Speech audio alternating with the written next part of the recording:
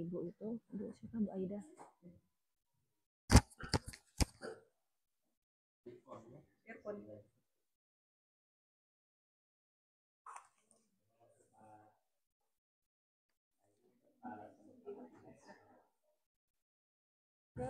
Baik, apa kabar Ibu Hermi Hikmatia dan Iris? Sehat ya?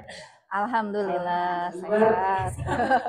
Tidak selalu sehat, semangat ya. Insya Allah. Melihat Ibu Hermi dengan Pak Iris ini aktivitasnya sungguh luar biasa ya, sebagai inspirator dan motivator juga bagi kami guru, terlebih lagi guru di Kecamatan Citamiang, dan mungkin untuk Pak Idris udah skala nasional. Ya.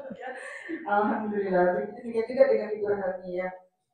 Sebagai guru, kita semua pasti sudah tahu lah yang di kurikulum mereka ini kita dituntut untuk mengimplementasikan pembelajaran berdiferensiasi. Mengapa sih harus pembelajaran berdiferensiasi? Atau mungkin bahkan ada juga mungkin guru-guru yang masih bingung gitu Pak ya, Bu, untuk mengaplikasikan pembelajaran diferensiasi di kelasnya. Seperti apa sih? Nah, mari kita gali ya sejauh mana pembelajaran diferensiasi ini harus kita laksanakan di kelas kita. Untuk itu kita langsung aja ya ke narasumber kita yang pertama, yaitu Ibu Hermi Hikmatia. Kepada Ibu Hermi, silakan untuk memaparkan sedikit tentang pembelajaran berdiferensiasi. Baik.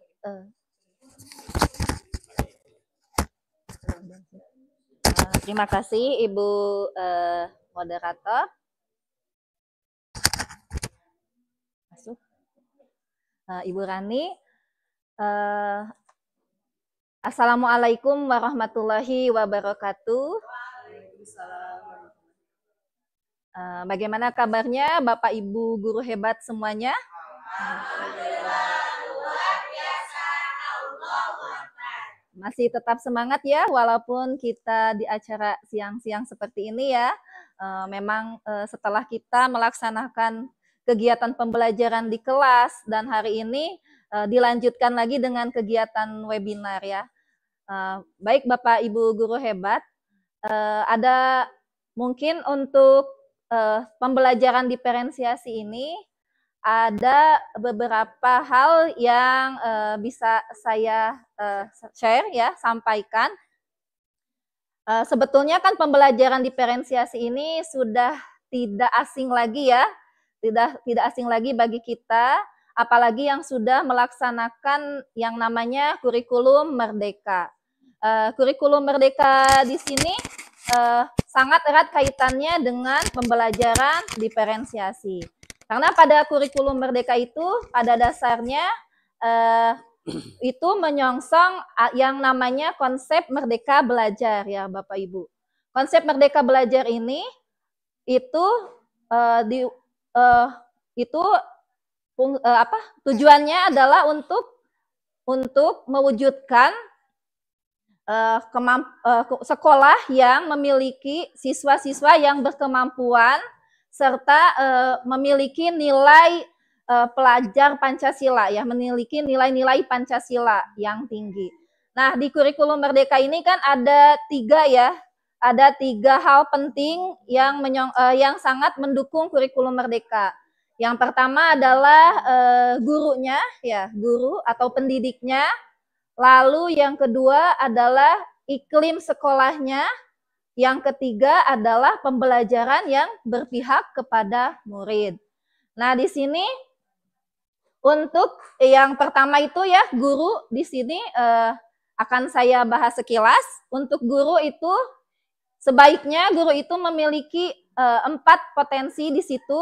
Yang pertama adanya kemauan dari dirinya itu bersifat reflektif. Jadi guru itu harus senantiasa berefleksi tentang kegiatan pembelajaran yang sudah dia laksanakan. Apa itu kelebihannya, apa itu kekurangannya. Nah, lalu dia berusaha untuk meningkatkan kemampuannya menjadi lebih baik.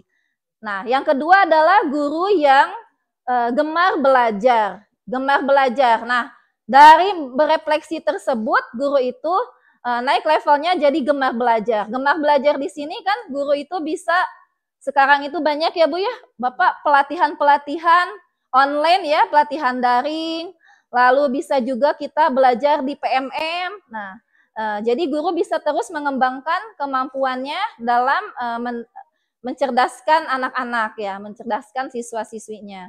Lalu yang ketiga, guru itu harus mampu untuk berbagi. Nah, setelah dia berefleksi, lalu dia mampu untuk mengembangkan dirinya, gemar belajar. Nah, di situ dia harus bisa berbagi dengan rekan-rekannya sesama guru, terutama rekan sejawatnya yang ada di sekolah, tentang hal-hal yang sudah dia terima gitu, pengetahuan-pengetahuan yang sudah dia dapat, baik itu tentang metode, tentang model pembelajaran, maupun tentang penggunaan IT di kegiatan pembelajaran.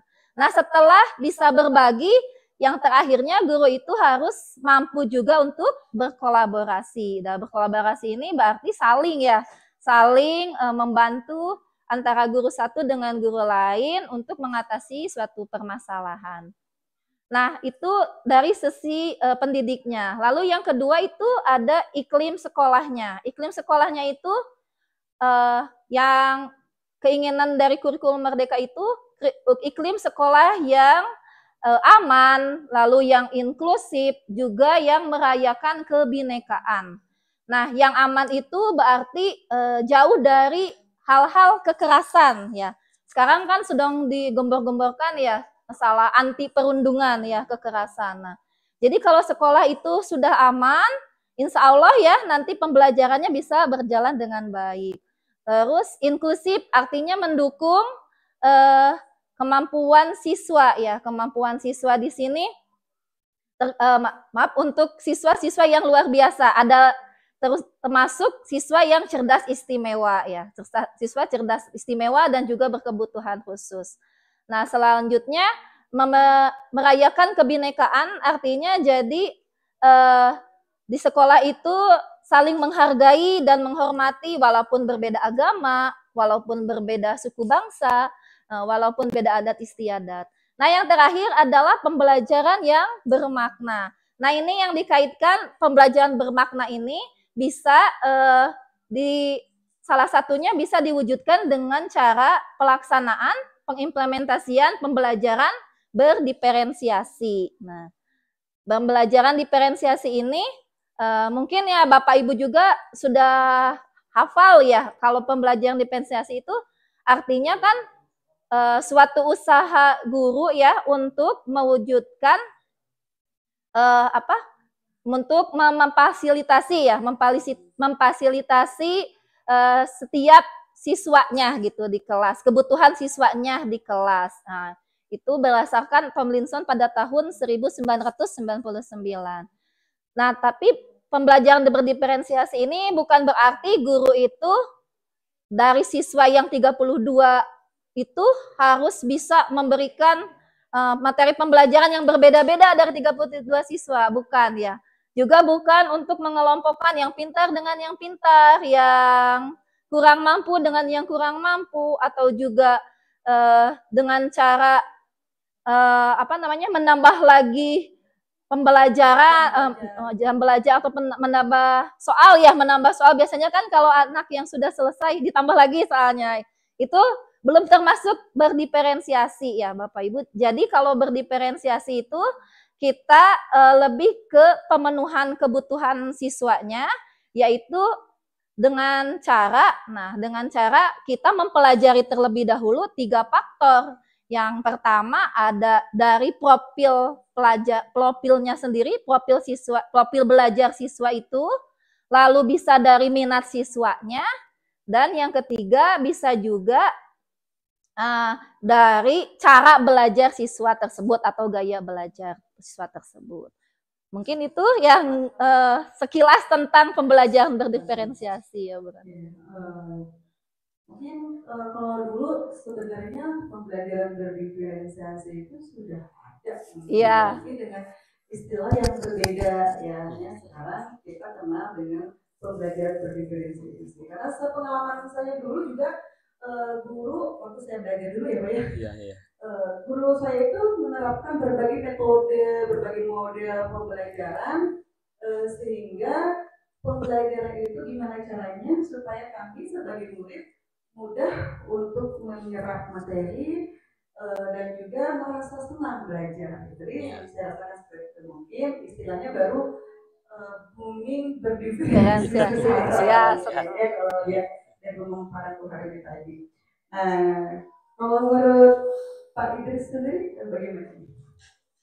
Iya, sebenarnya benar apa yang dikatakan oleh Ibu, bahwa memang pembelajaran berdiferensiasi itu kita sebagai guru dari dulu juga sebenarnya sudah melaksanakan, kan. Cuman memang kita baru saat ini nih istilah itu muncul gitu kan, muncul sekarang, iya, sehingga kita sekarang jadi tahu, oh ternyata yang saya lakukan itu ternyata pembelajaran terdiferensiasi. Saya yang asing, istilahnya gitu ya. Pada prakteknya kita sudah melaksanakan. Terus kenapa sih sekarang ya harus berdiferensiasi, gitu? Apakah mutlak harus atau seberapa penting sih gitu? Memang apakah harus diaplikasikan atau hal yang wajib gitu? Atau gimana nih, Bu Hardi? Menurut saya pembelajaran yang dilaksanakan itu memang sebaiknya itu pembelajaran yang berdiferensiasi, karena dengan pembelajaran berdiferensiasi ini kebutuhan siswa itu bisa terpenuhi ya kan, karena dari gaya belajar siswa itu bermacam-macam ya Pak Ibu. Ada yang secara visual, ada yang secara audio, dan ada juga yang kinestetik. Nah, dengan salah satunya dengan cara pembelajaran diferensiasi ini, kebutuhan siswa itu bisa terpenuhi gitu mungkin. Mungkin lebih untuk mengenal karakteristik siswanya. Iya, betul. Jadi gini, kalau saya boleh tambahkan, jadi kan si murid itu dalam satu kelas itu kan misal ada 20 siswa di dalam kelas. Maka di dalam 20 siswa itu mereka memiliki keberagaman. Artinya keberagaman itu bukan berarti keberagaman agama dan suku bangsa saja, tetapi tentang keberagaman bagaimana kecepatan menyerap materi gitu kan.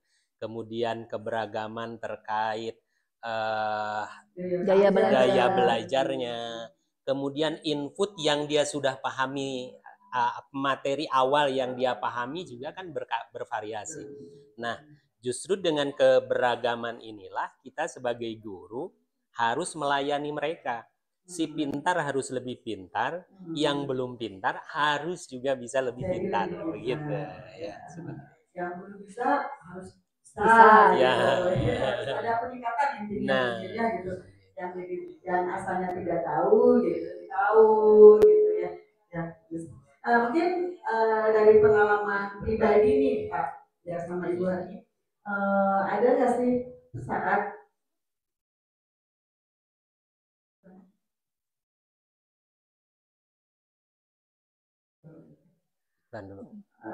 baik sebelum ini, nanti sebelum berbagi pengalaman baiknya nih ya tentang pembelajaran berdiferensiasi, kita break dulu. Ya, ada yang lewat dulu nih, bentar. Mama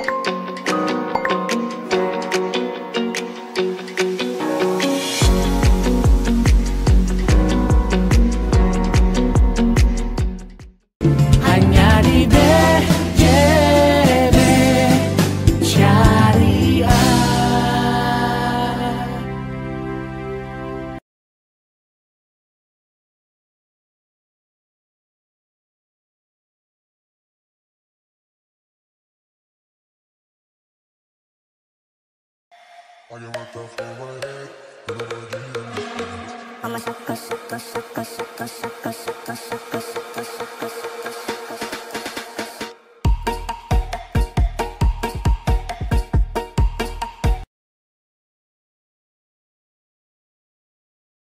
mau minum haus.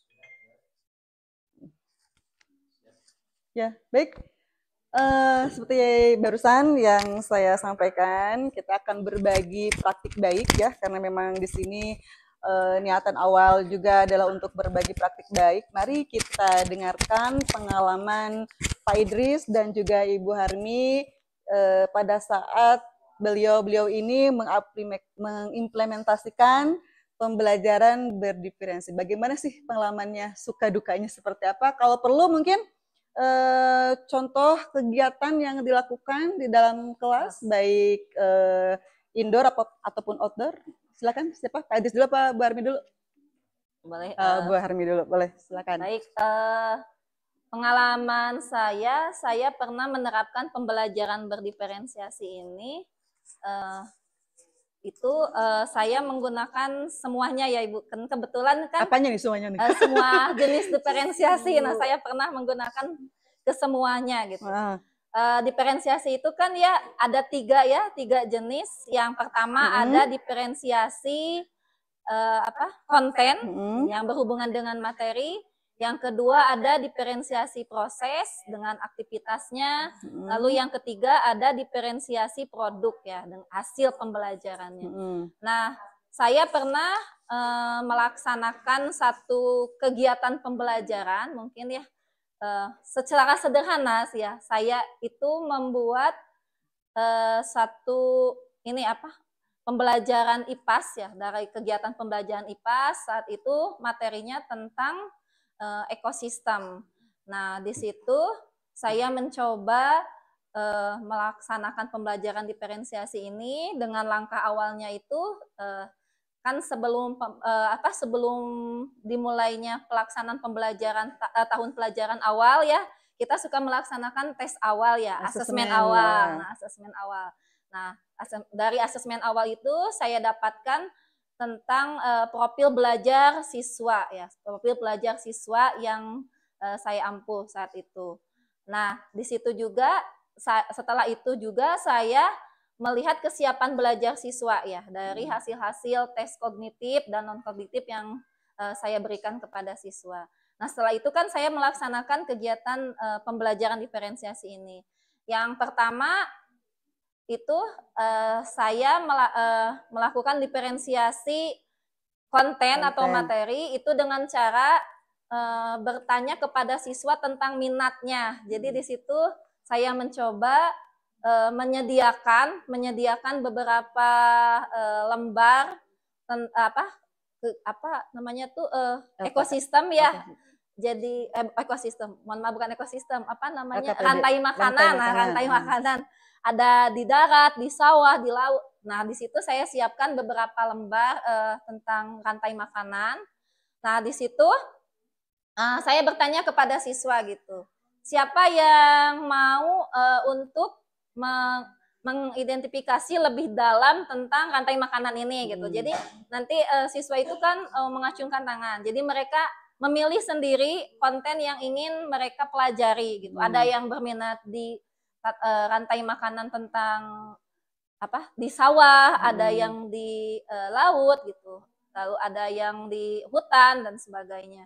Nah, setelah itu kan terbentuk kelompok ya. Nah, setelah berkelompok sesuai dengan minat mereka, lalu di pembelajarannya, di prosesnya,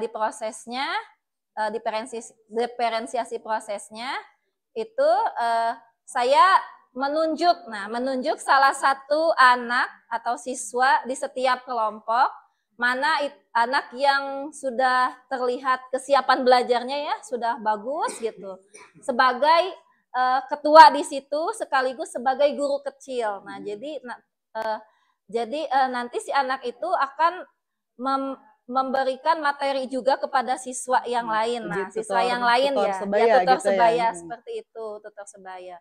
Nah, di satu kelompok itu juga saya bagi-bagi perannya. Ada yang menjadi notulen ya, notulen di sini kerjanya itu nanti bertanya ya sebagai penanya dan notulen bertanya ke setiap kelompok. Nah, apa yang sih yang kamu dapatkan di situ nanti ada penjelasnya. Jadi di situ di setiap kelompok ada guru kecil ya yang sebagai mewakili kelompok untuk menjelaskan materi rantai makanan yang dia peroleh itu. Nah, nanti berputar. Jadi di situ prosesnya ya ada yang bertanya gitu, ada juga yang menjawab. Nah, nanti ada kesimpulannya. Nanti saya juga dibuatkan LKPD-nya. Lalu untuk di diferensiasi produknya itu anak-anak dibebaskan untuk mempresentasikan hasil dari kerja kelompoknya serta hasil dari tadi berkeliling tadi. Nah, dari setiap kelompok itu nanti mempresentasikan. Nah, presentasi ini bisa berupa hanya gini ya, hanya berpresentasi bicara saja. Ada juga yang membuat presentasi seperti PPT gitu, karena kan anak-anak sekarang sudah mengenal yang namanya Canva ya, jadi mereka bisa berkreasi di situ di Canva. Ada juga yang misalnya yang berminat untuk menggambar menjadi sebuah komik. Nah, disitulah diferensiasi produknya. Nah, setelah kegiatan pembelajaran ya seperti biasa dikuatkan ya di kesimpulan, lalu adanya refleksi dari kegiatan pembelajaran tadi. Rata-rata setelah pelaksanaan rata-rata pendapat siswa ya setelah dilaksanakan refleksi itu kebanyakannya merasa senang karena mereka seperti bermain tapi tetap belajar. Begitu ya. Mungkin ya Ibu untuk pengalaman pembelajaran yang sudah pernah saya laksanakan. Ya, baik. Nah, bagaimana dengan Pak Idris nih yang lebih senior? Ya. Mungkin ada yang lebih menantang lagi. Gimana nih? Bukan mikrofonnya, maaf.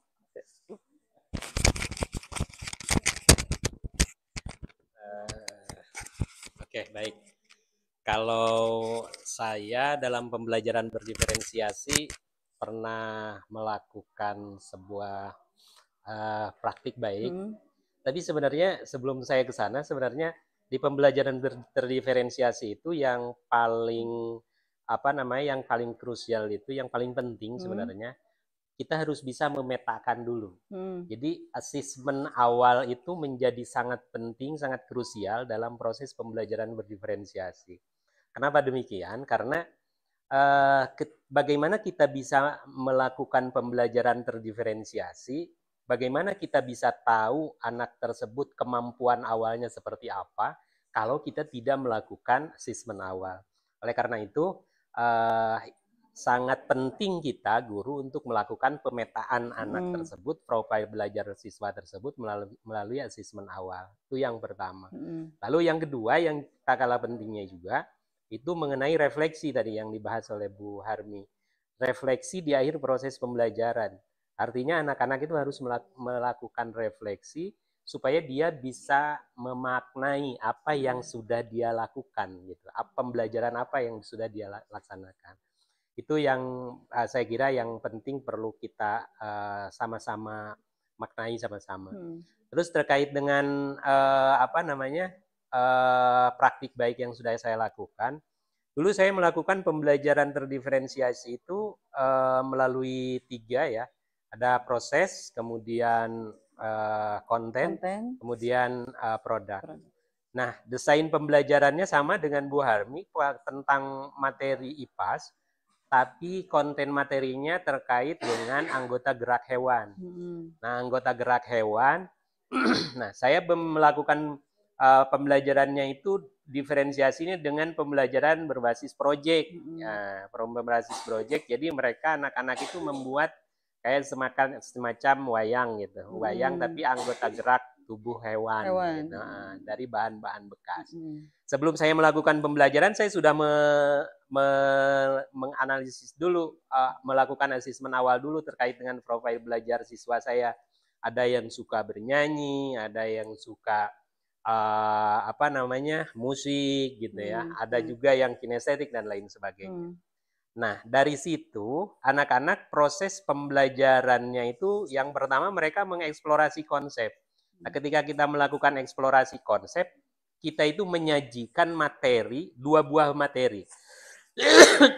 konten materinya sama tentang anggota gerak hewan. Materinya sama, tapi saya sajikan dengan dua bentuk yang berbeda. Yang satu berupa artikel, yang satu berupa video.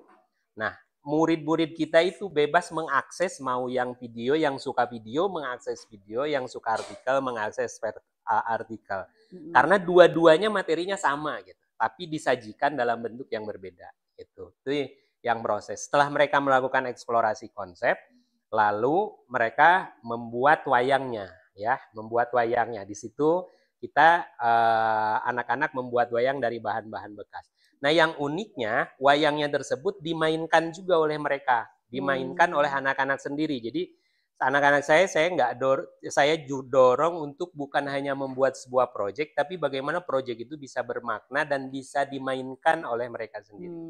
Nah, mereka memainkan dengan model opera Panjapa. Nah, opera Panjapa itu kan unsurnya itu ada yang suka nyanyi itu apa? Sindennya, ada sindennya, ada yang main musiknya gitu kan. Kemudian ada yang memainkan wayang.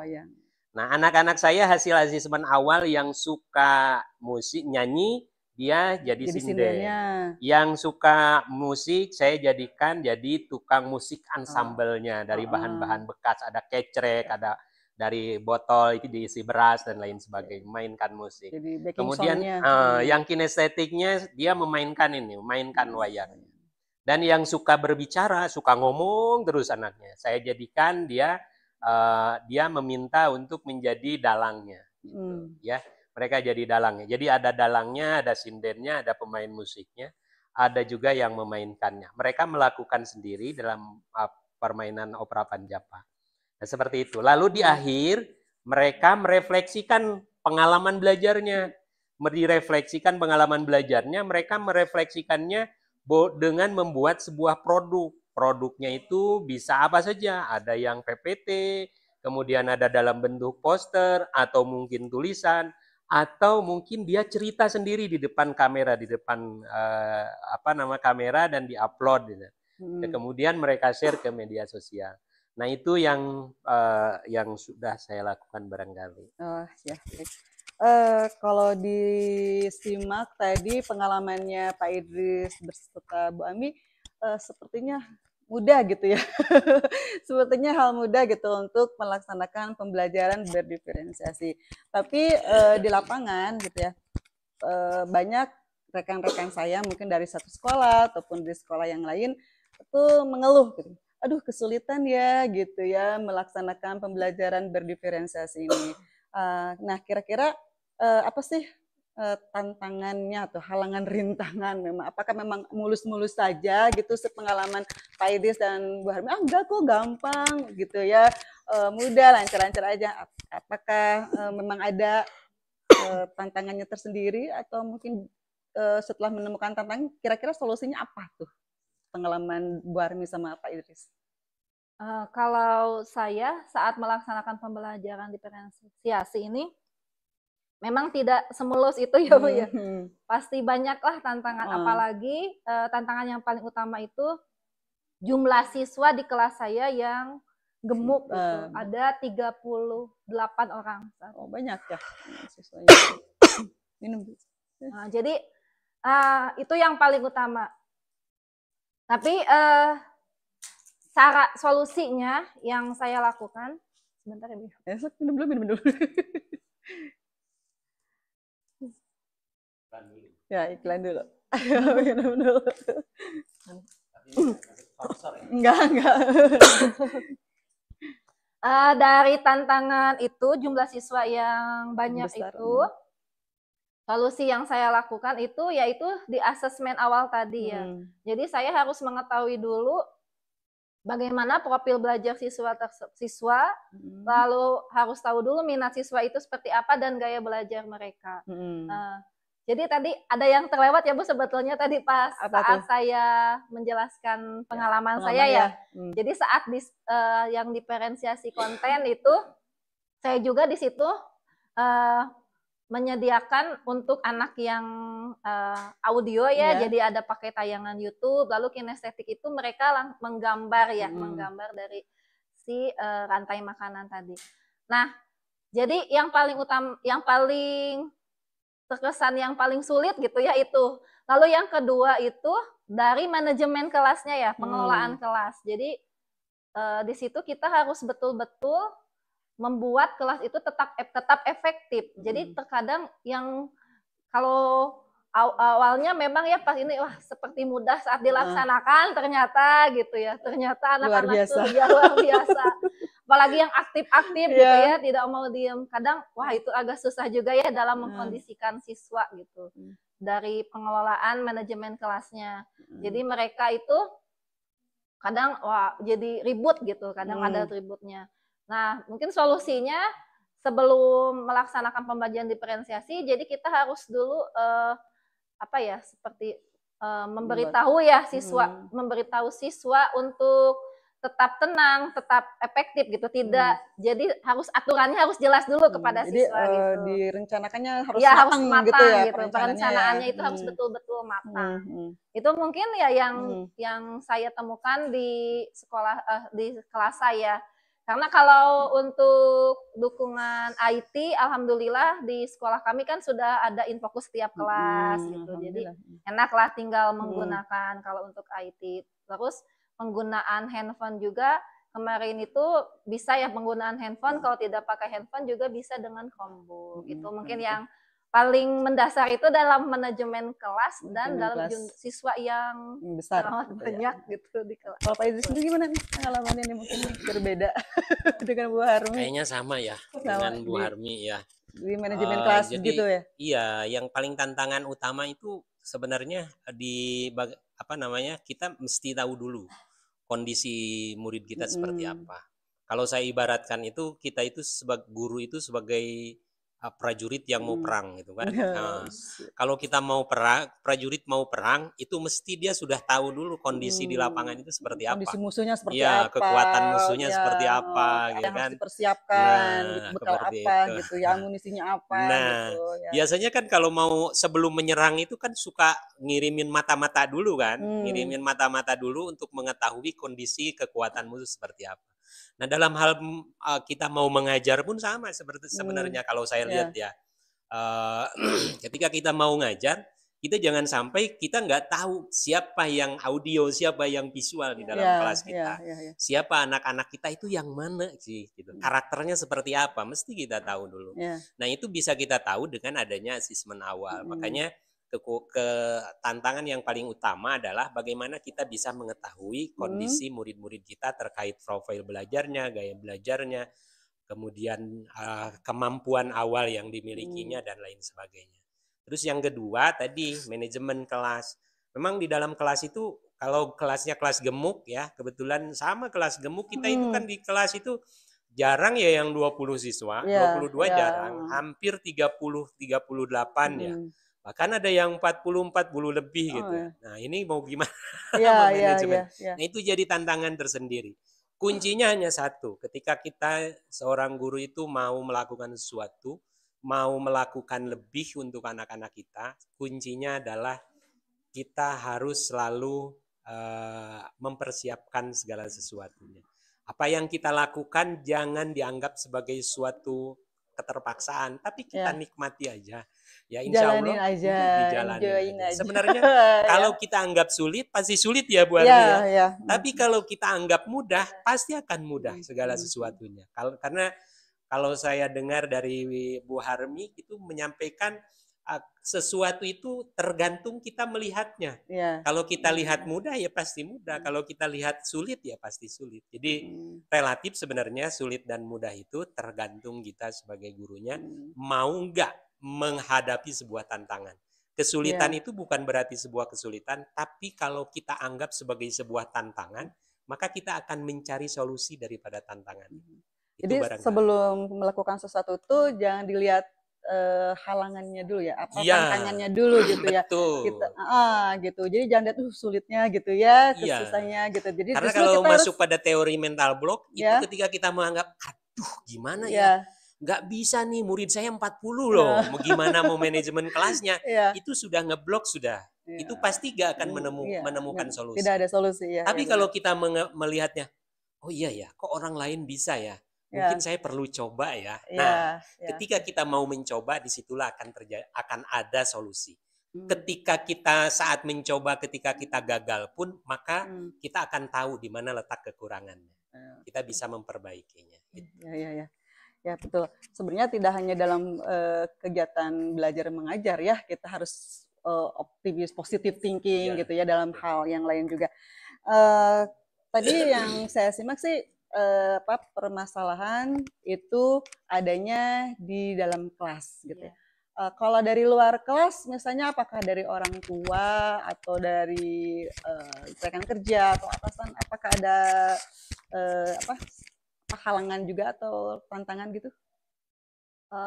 Untuk di sekolah saya ya Hmm. Bu ya, terutama kalau di sekolah saya itu, alhamdulillah untuk atasan, rekan sejawat ya, rekan-rekan kerja itu mendukung ya, mendukung. Jadi tidak ada halangan sih kalau di situ ya dari sumber daya. Orang tua juga alhamdulillah kalau di sekolah kami itu mereka mendukung, siap mendukung pembelajaran yang dilaksanakan di kelas. Apapun yang dibutuhkan di kelas, insya Allah mereka mendukung gitu. Alhamdulillah itu kekuatannya ya, kekuatannya yang ada di sekolah kami itu seperti itu. Jadi, nah karena sudah ada dukungan yang kuat itu, ya kita sebagai guru tinggal melaksanakan kan pembelajaran yang bermakna, pembelajaran yang benar-benar berpihak pada murid itu. Jadi tidak ada lagi alasan gitu ya Bu ya. Mengapa sih tidak bisa? Kami sudah mendukung, nah begitu. Jadi ya tidak ada alhamdulillah untuk Alhamdulillah sumber ya. daya. Ya. Kalau Pak itu sendiri dari orang tua atau misalkan atasan atau rekan kerja? Kalau dari pihak eksternal, saya sendiri alhamdulillah hampir nggak ada masalah ya kalau di luar. Kalau pihak eksternal, karena kita kan kalau dengan orang tua kita sudah mulai mengkomunikasikan itu di awal semester. Ketika saya menjadi guru dulu di awal semester ini selalu ya Bu Armi ya, kita mengumpulkan orang tua untuk rapat awal sehingga orang tua itu bisa memahami apa saja nih yang akan dilakukan di dalam kelas kita, program kelas kita selama 1 semester itu apa saja, bahkan selama 1 tahun. Lalu kemudian strategi mengajar kita mau seperti apa di dalam kelas biasanya saya sudah sampaikan. Nanti anak-anak akan lebih banyak praktek, nanti anak-anak akan saya ajak melakukan pembelajaran seperti ini dan seterusnya, dan ya itu disampaikan dengan orang tua sehingga orang tua bisa memahami. Intinya lebih banyak komunikasi dengan orang tua, sampaikan dengan baik, mereka juga bisa memahami kok apa yang harus kita lakukan. Iya. Ya. Baik. Jadi kebanyakan mah permasalahan itu di dalam kelas ya, bukan dari luar gitu ya. Jadi apalagi kalau untuk dukungan atasan, rekan kerja itu insya Allah pasti support ya, orang tuanya juga. Cuman kan memang sekolah satu dengan yang lain berbeda ya. Kadang seperti di sekolah saya sendiri, kadang ada aja gitu ya. Kalau yang dari orang tuanya misalnya ketika pembelajarannya itu, misalnya kita ingin outing kelas gitu ya, yang membutuhkan misalnya biaya misalnya gitu ya, itu kan kadang ada sedikit benturan-benturan ya. Baik, mungkin untuk sesi tanya jawab kita waktunya sudah terbatas ya. Kita akan tanya jawab menerima pertanyaan dari audiens. Ya, di sini kita sudah masuk beberapa pertanyaan dari teman-teman kita yang menyimak melalui streaming YouTube ya, tapi kita terpilih 5 ya, sudah dipilih ya? Sudah ya. Kita lihat dulu Pak, di sini ada dari Ibu Ani Asmiati SPD, SDN Lamping. Nah, ada pertanyaan nih Bu Armi sama Pak Idris. Apakah ada kelemahan dari penerapan pembelajaran berdiferensiasi? Apa sih kelemahannya mungkin gitu? Ada nggak sih kira-kira? Bu Armi apa Pak Idris? Oke, baik. Kelemahan ya, kalau kelemahan itu pasti ada. Kelemahan dan kelebihan itu pasti ada di setiap strategi pembelajaran maupun apapun ya, itu pasti ada kelemahannya, ada kelebihannya. Nah, salah satu kelemahan dari pembelajaran berdiferensiasi itu itu tadi yang saya sampaikan, kita mesti ekstra untuk melakukan persiapan, kemudian kita harus ekstra dalam memanajemen kelas gitu kan. Nah ini yang mungkin yang menjadi kendala bagi beberapa guru.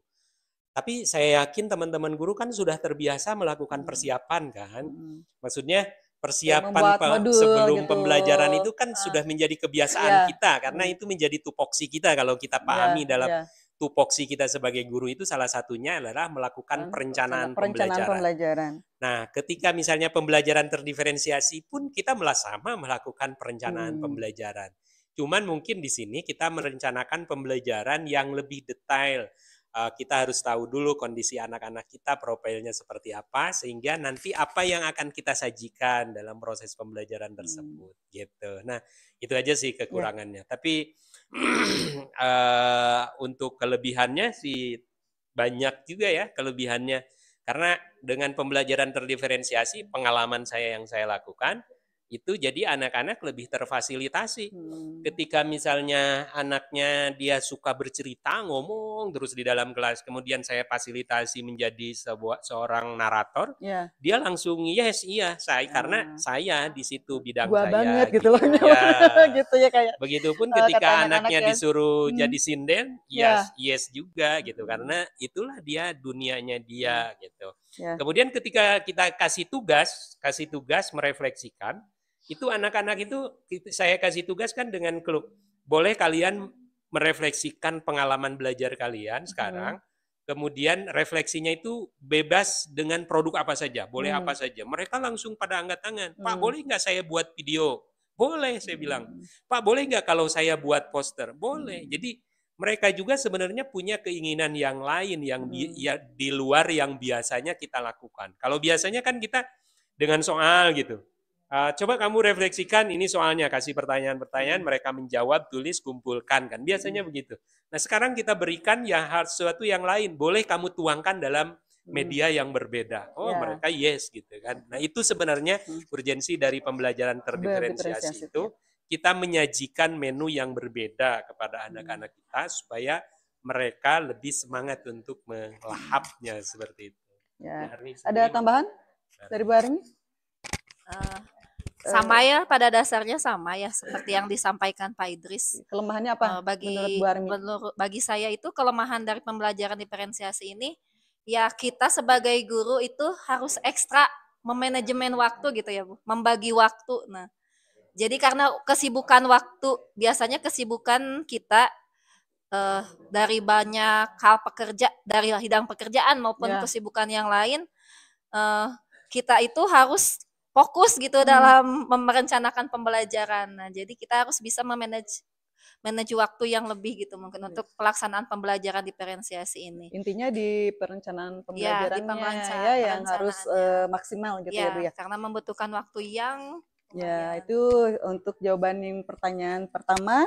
Yang kedua dari Ibu Rida Rahmi Aulia SDN Cipanas.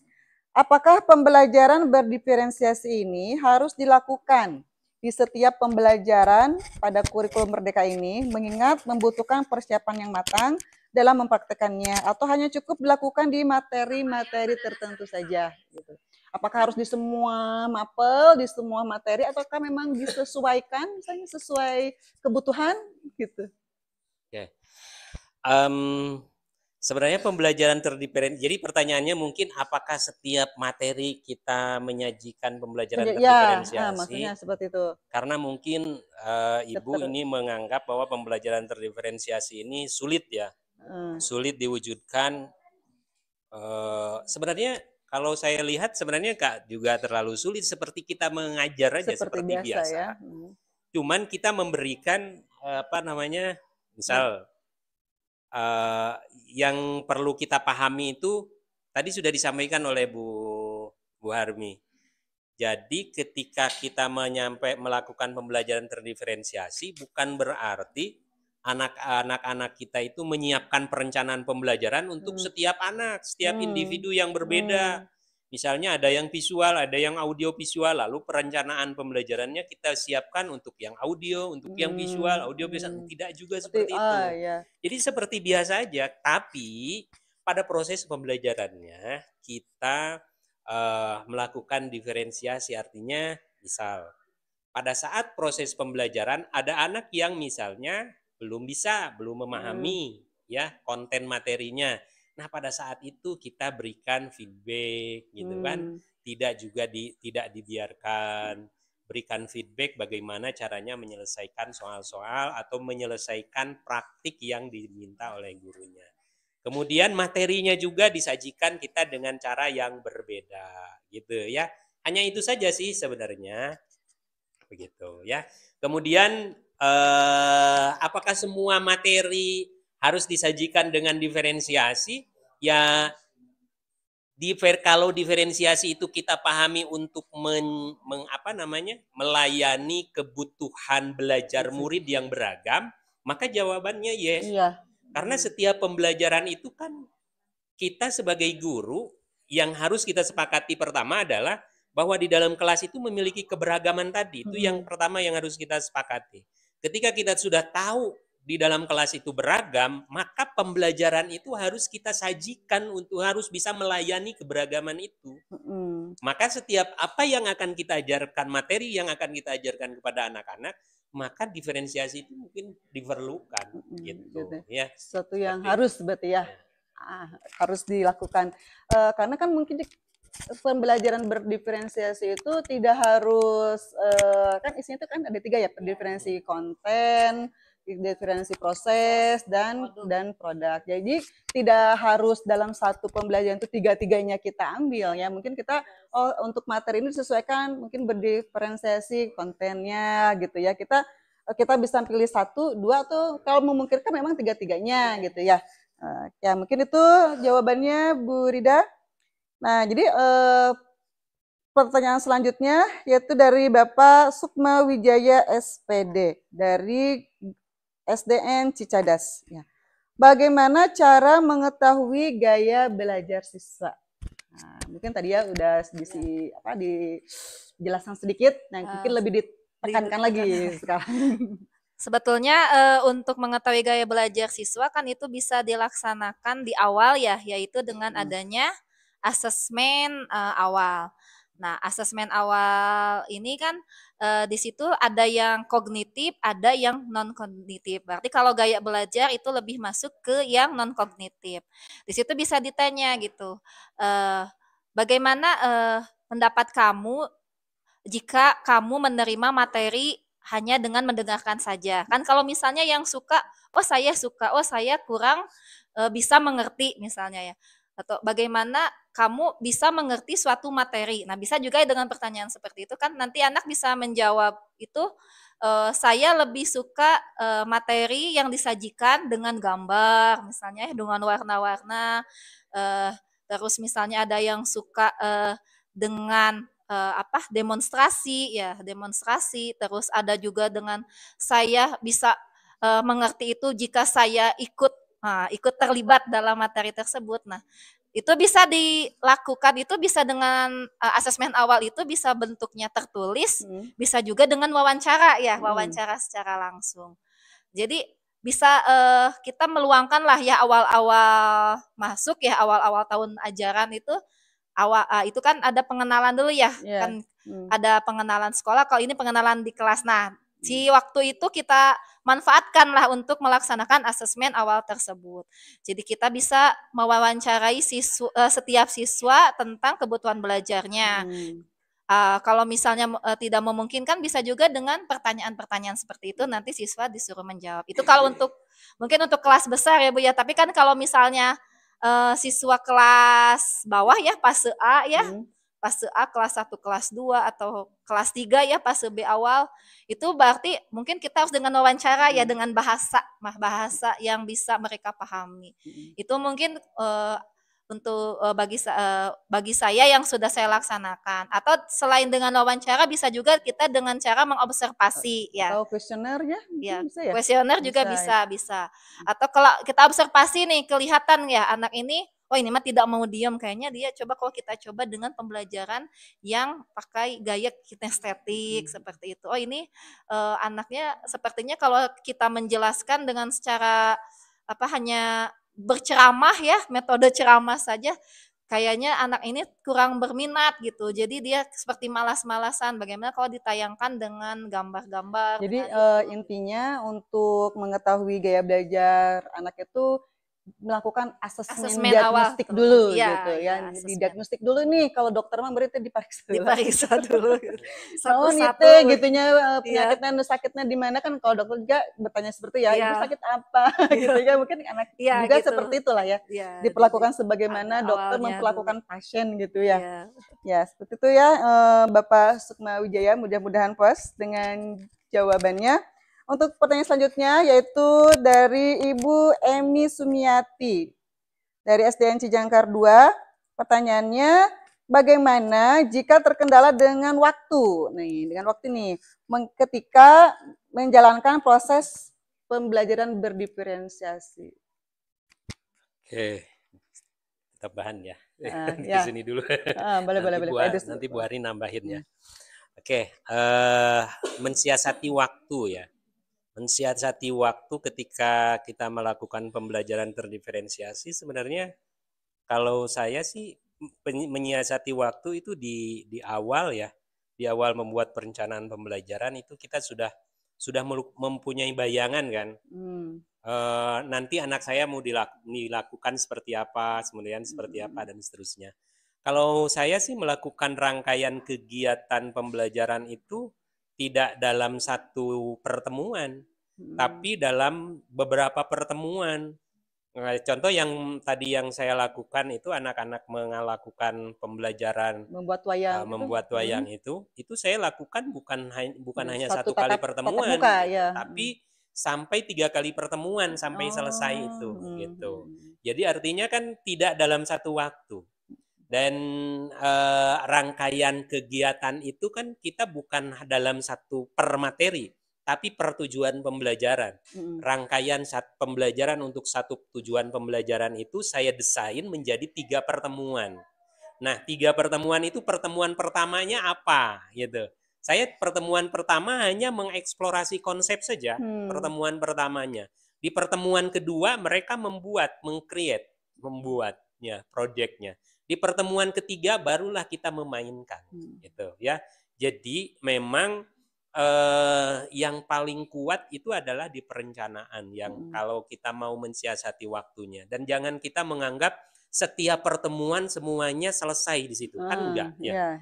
Enggak setiap pertemuan pembelajaran selesai semuanya dari awal hingga akhir, enggak begitu kan. Jadi disesuaikan mungkin dengan materinya juga. Betul. Gitu kan ya, alokasi waktunya ya, kan di alokasi modul waktunya. Itu kita sudah merencanakan, oh ini mau berapa jam gitu, mau berapa menit gitu kan berapa ya. menit, dan kita tidak usah memaksakan harus selesai di situ, karena yang akan kita capai itu bukan anak-anak hanya melakukan proses pembelajaran, tapi bagaimana anak-anak memaknai proses pembelajaran dan sampai, paling utamanya itu, sampai pada tujuan pembelajarannya.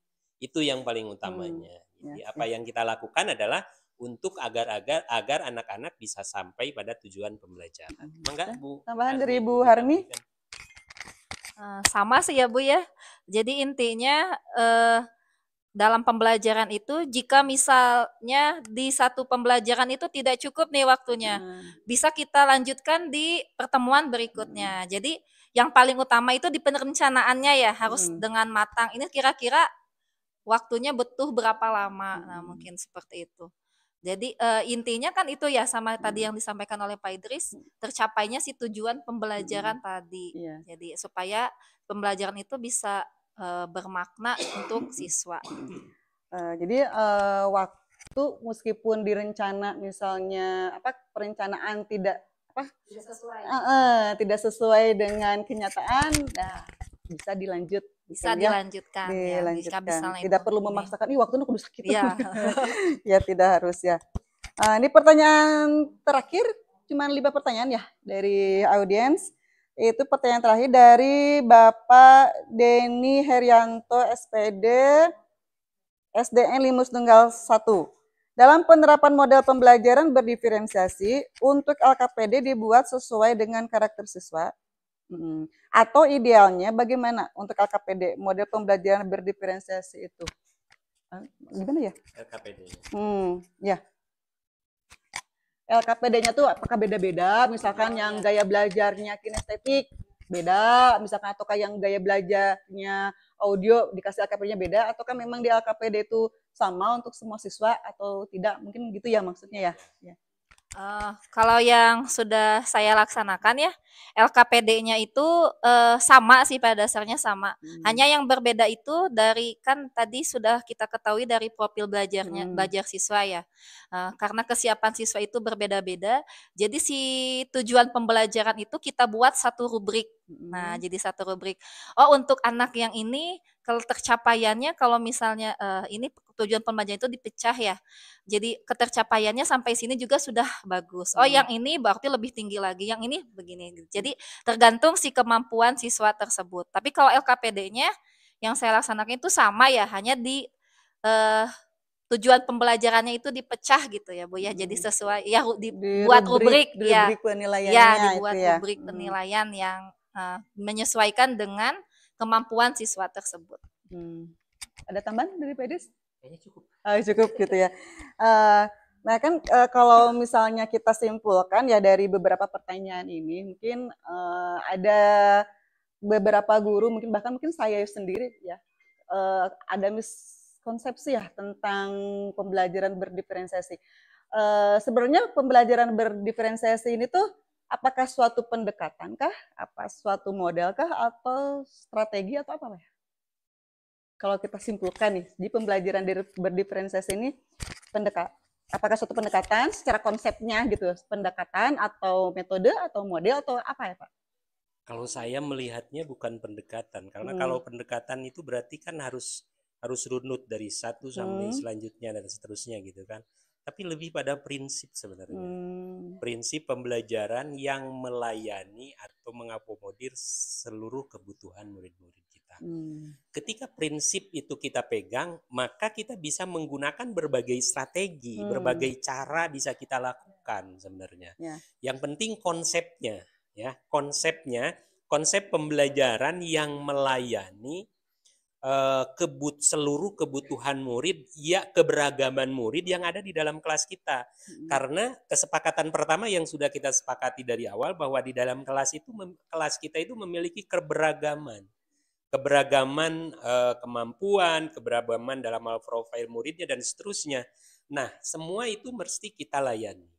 Dan strateginya, pendekatannya, kita bisa lakukan berbagai macam pendekatan. Seperti tadi saya melakukan pendekatan project based learning, ya.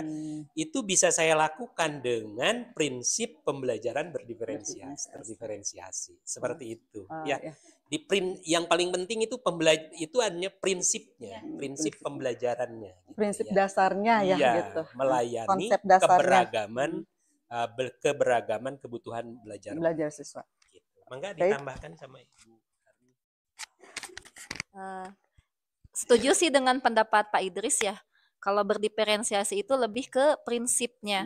Karena berbagai metode bisa masuk ke situ ya. Model juga bisa masuk. Bisa pakai jigsaw, bisa pakai make and match, asal dipadukan ya. Yang penting itu terdiferensiasi. Mungkin ya sama. Ya, alhamdulillah dari tanya jawab kita dapat kita simpulkan berarti pembelajaran berdiferensiasi itu adalah prinsip dasar seorang guru dalam melayani ya murid, sehingga semua gaya belajar siswa, kebutuhan siswa itu dapat kita penuhi ya, dapat kita layani gitu ya. Tidak memilah-milah atau tidak memunculkan yang melebihkan yang satu dari yang lain gitu ya. Dek, terima kasih kepada Bapak Ibu Guru yang sudah memberikan pertanyaan tadi ya. Yang terpilih 5 orang penanya terbaik itu akan mendapatkan voucher ya dari Raina Homemade ya.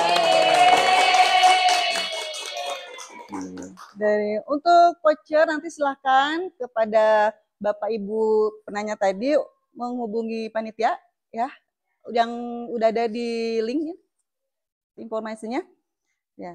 Terima kasih Pak Idris dan Ibu Harmi atas pemaparan materi tentang pembelajaran berdiferensiasi. Sungguh membuka cakrawala baru nih bagi saya juga ya. Insya Allah bermanfaat bagi kami semua, terlebih bagi guru-guru baik yang senior, yang junior, pokoknya pembelajaran diferensiasi ada pencerahan nih yang awalnya mungkin kita masih meraba-raba gimana sih ya melaksanakan pembelajaran berdiferensiasi itu, apakah dalam satu waktu gitu kan, seperti tadi ada penanya yang satu waktu dilaksanakannya langsung Nah, ternyata ada pencerahan ya, tidak harus dalam satu waktu dan disesuaikan dengan situasi, kondisi, materi pembelajarannya juga ya. Jadi bukan dalam satu waktu kita harus mengakomodir semua kebutuhan siswa yang 30 siswa itu misalkan dalam satu waktu, tidak ya. Kita disesuaikan juga dengan kontennya, prosesnya, juga produknya. Ya, ada closing statement dari Pak Idris sama Bu Harmi? Atau untuk penyemangat gitu? Dari saya mungkin terakhir, teman-teman guru jangan takut untuk mencoba sesuatu yang baru, karena dengan kita mencoba itulah kita bisa tahu di mana kalaupun kita salah, maka kita akan tahu di mana letak kesalahan kita. Kalau kita tidak pernah mencoba, maka selamanya kita tidak akan tahu dan kita tidak akan punya makna apa-apa gitu. Maka oleh karena itu selalu mencoba hal yang baru, lakukan yang terbaik di dalam kelas kita, lakukan inovasi, tidak usah besar-besar, sedikit yang kita lakukan perubahan dalam mengajar di dalam kelas kita, itu akan sangat bermakna untuk anak-anak kita. Itu saja barangkali. Dari Bu Harmi, closing statement-nya? Mungkin dari saya, Bapak Ibu, pembelajaran diferensiasi itu tidak sesulit yang dibayangkan. Ya. Tadi seperti apa kata Pak Idris, cobalah dahulu ya. Jadi jangan dulu menyerah karena bayangan-bayangan yang terlalu rumit. Jadi menyerah duluan, tapi cobalah dulu dengan prinsip 3M ya. Mulai dari sekarang, mulai dari diri sendiri, dan mulai saat ini, mulailah berubah untuk menjadi yang lebih baik. Terima kasih.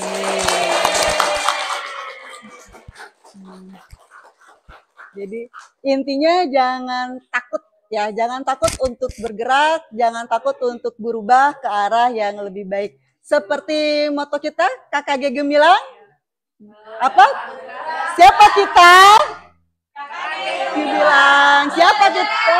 Maju melangkah bersama.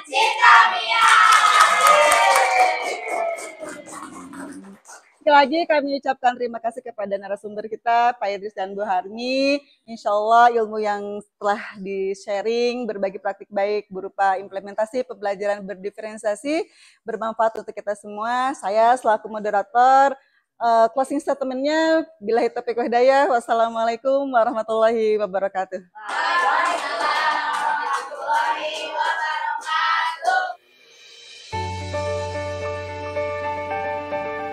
Pertumbuhan ekonomi syariah global terus tumbuh seiring dengan kontribusi Indonesia sebagai penduduk muslim terbesar di dunia.